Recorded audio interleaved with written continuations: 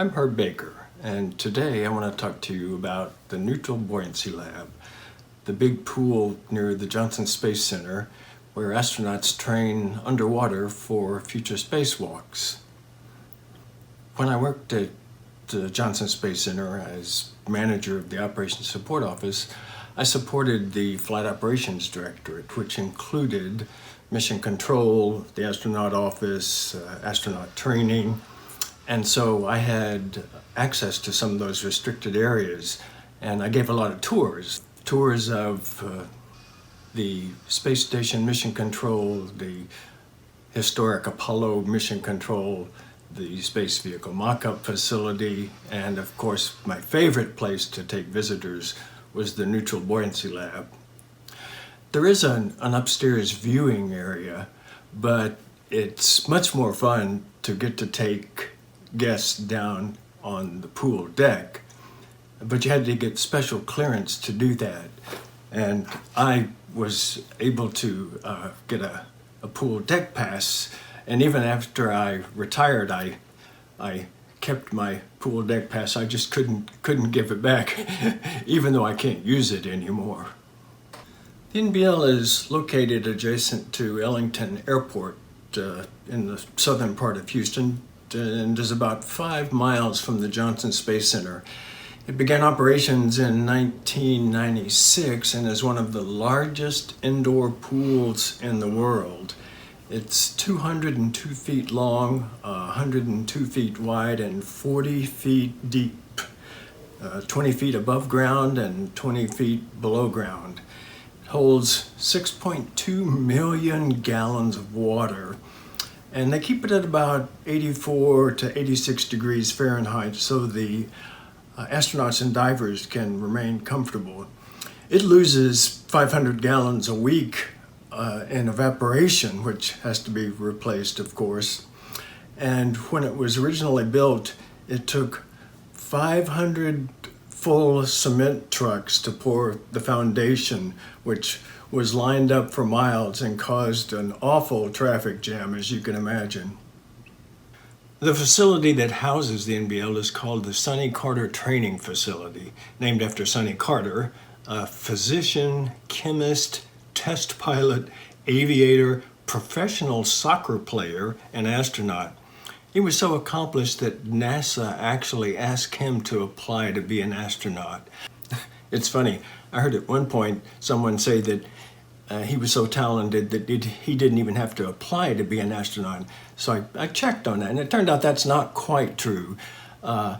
He did have to apply, but NASA asked him to apply.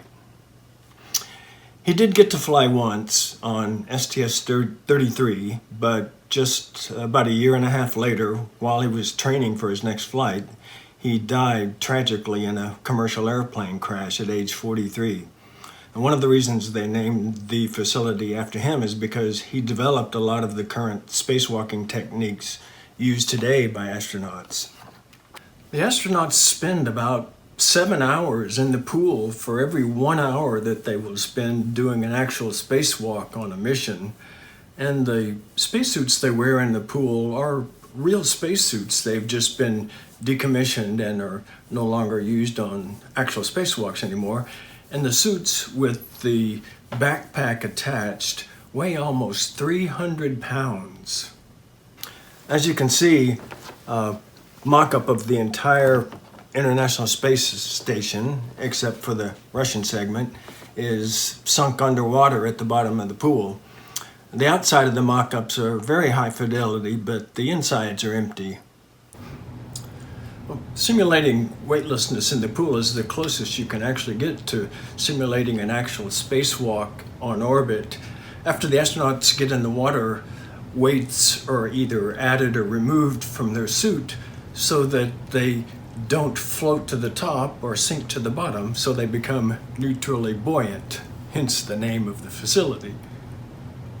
I had a chance to talk with Jasmine Mogbelli, one of the new astronauts, recently about getting the weight adjusted in the water, and she told me that the first time she did a dive, it took so long to get it right that she commented to the divers that she was afraid she wasn't going to have time to finish her dive.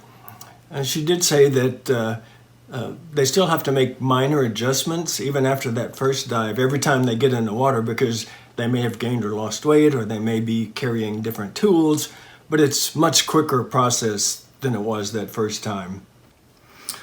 Of course, being in the water is not exactly like being in space. In space, there's no sense of up or down, and there's no gravity. So if you are upside down in space, all of the blood doesn't rush to your head like it does on Earth. And there's no resistance to movement in space like there is in the water, with the water drag you get if you try to move your arms or legs or body.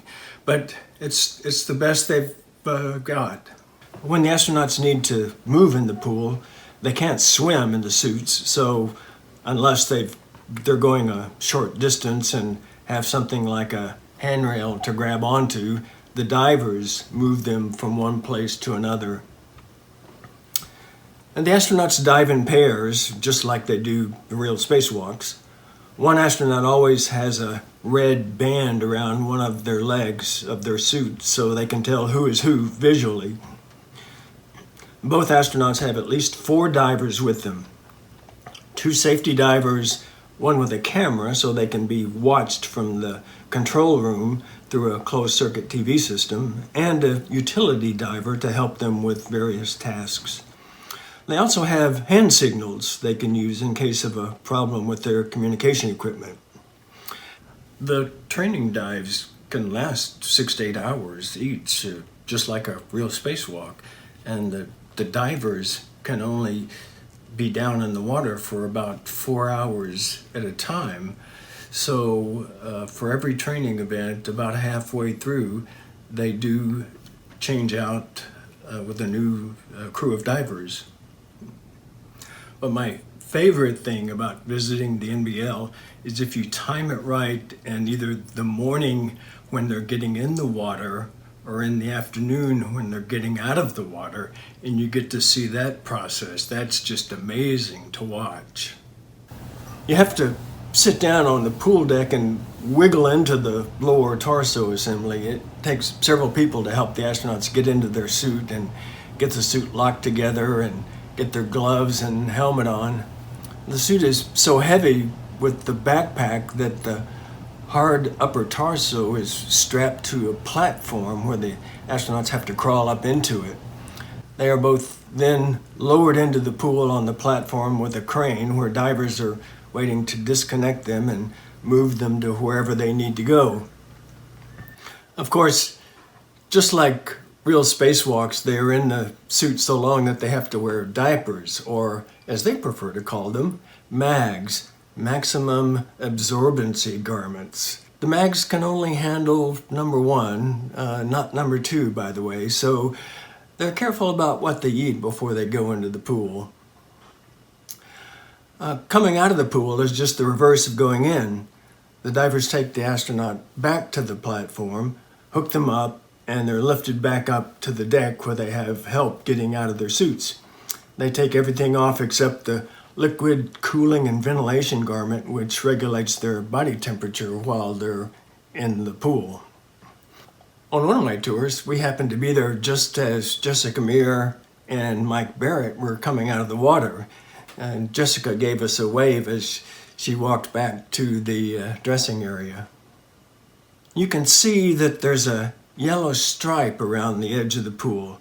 And even if you're allowed on the deck, you have to stay behind that yellow stripe, unless you're a diver or an astronaut that's going in the water. And it's hard to tell, but the deck inside that yellow stripe is tilted slightly downwards toward the water so that any water that collects there will drain back into the pool. So that could be very dangerous if it were wet and you step there. You could find yourself slipping down into the water. I hope you enjoyed hearing about the NBL. Thanks for watching.